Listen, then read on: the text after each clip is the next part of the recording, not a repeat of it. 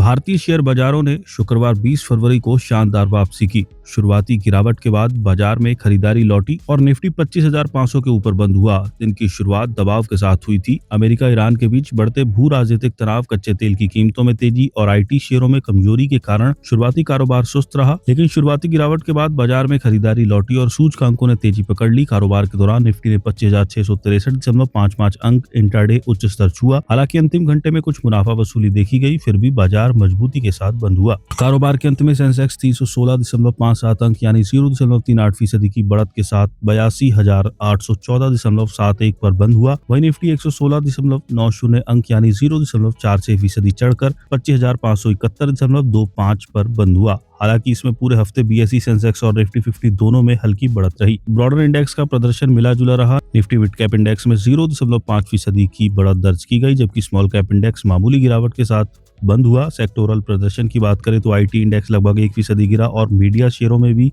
कमजोरी रही। इसके अलावा सभी प्रमुख सेक्टर हरे निशान में बंद हुए। पावर, मेटल, कैपिटल गुड्स और पीएसयू बैंक इंडेक्स में 1% से 2% तक की तेजी रही। बीएसई में लिस्टेड कंपनियों का कुल मार्केट कैपिटलाइजेशन आज बढ़कर 466.95 लाख करोड़ रुपए पर आ गया, जो इसके पिछले कारोबारी दिन 465.22 लाख करोड़ रुपए रहा था। इस तरह बीएसई में लिस्टेड कंपनियों का मार्केट कैप आज करीब 1.73 लाख करोड़ रुपए बढ़ा है, या दूसरे शब्दों में कहें तो निवेशकों की संपत्ति में करीब 1.73 लाख करोड़ रुपए का इजाफा हुआ है। बीएसई सेंसेक्स के 30 में से 22 शेयर आज हरे निशान में यानी बढ़त के साथ बंद हुए। इसमें एनटीपीसी के शेयरों में 2.73% की सबसे अधिक तेजी रही। इसके बाद Larsen and Toubro, Hindustan Unilever, Bajaj Finance और पावर ग्रिड के शेयर 1.44% से लेकर 2.37% की बढ़त के साथ बंद हुए। वहीं सेंसेक्स के बाकी 8 शेयर लाल निशान में बंद हुए। इसमें भी टेक महिंद्रा का शेयर 1.75% की गिरावट के साथ टॉप लूजर्स रहा। वहीं इन्फोसिस, एटर्नल, एचसीएल टेक और भारतीय एयरटेल के शेयरों में 0.76% से लेकर 1.23% की गिरावट रही। 23 फरवरी को कैसी रह सकती है बाजार की चाल? जियोजीत इन्वेस्टमेंट्स के रिसर्च हेड विनोद नायर का कहना है कि कल के तेज करेक्शन के बाद इंडियन इक्विटीज ने वापसी की। लार्ज कैप्स में मजबूत खरीदारी से बाजार को सपोर्ट मिला। इन्वेस्टर्स ने आज प्रीमियम वैल्यू वाले मिड कैप्स के बजाय बेहतर रिस्क रिवॉर्ड वाले लार्ज कैप शेयरों को पसंद किया। ट्रेड एग्रीमेंट के साफ सिग्नल और पैक्स सिलिका में इंडिया की एंट्री से सेंटीमेंट बेहतर हुआ। इससे एआई, सेमीकंडक्टर और क्रिटिकल मिनरल्स में सप्लाई चेन सिक्योरिटी मजबूत होने की उम्मीद है। बैंकिंग और मेटल स्टॉक्स में रिकवरी आगे बढ़ती दिखी, जबकि आईटी पीछे रहा। वॉलेटिलिटी ज्यादा रही। इंडिया वीआईएक्स में तेजी आई, हालांकि जियोपॉलिटिकल टेंशन अभी भी बनी हुई है। जापान से आए महंगाई के नरम डेटा ने ग्लोबल पॉलिसी में नरमी की उम्मीदों को बढ़ा दिया है।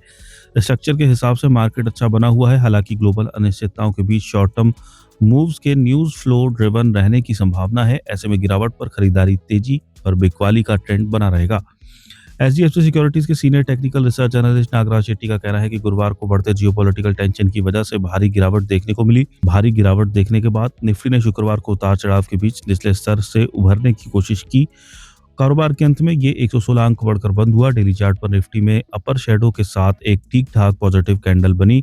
यह निचले स्तर से वापसी की कोशिश का संकेत है। हाल के कुछ मौकों पर 1 या 2 सेशन की तेजी गिरावट के बाद निफ्टी में ज्यादा कमजोरी नहीं आई है। आज की तेजी बाजार के लिए अच्छा संकेत है। ऐसे में शॉर्ट टर्म में कुछ और तेजी की उम्मीद की जा सकती है। रोल रिवर्सल के हिसाब से निफ्टी अभी लगभग 25,400 के अहम सपोर्ट पर है। 25,650 से 25,700 के लेवल पर स्थित रेजिस्टेंस से ऊपर की कोई टिकाऊ तेजी मार्केट में रिलीफ रैली का एक और दौर शुरू कर सकती है।